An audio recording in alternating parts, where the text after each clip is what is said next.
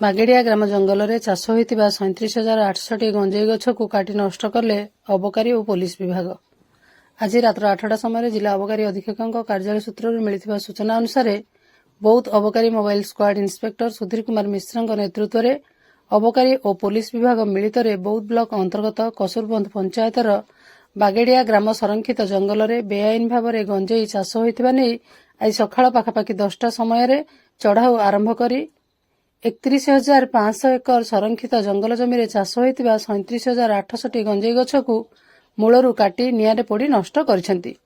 ଏହି ଚଢ଼ାଉ ସମୟରେ ବୌଦ୍ଧ ଅବକାରୀ ଥାନା, କଣ୍ଟାମାଳ ଅବକାରୀ ଥାନା ଓ ମନମୁଣ୍ଡା ଅବକାରୀ ଥାନାର ଓଆଇସି ଏବଂ ଷ୍ଟାଫ୍, ଜଙ୍ଗଲ ବିଭାଗର ଷ୍ଟାଫ୍ ଓ ଏକ୍ଜିକ୍ୟୁଟିଭ ମାଜିଷ୍ଟ୍ରେଟ୍ ଉପସ୍ଥିତ ରହିଥିଲେ।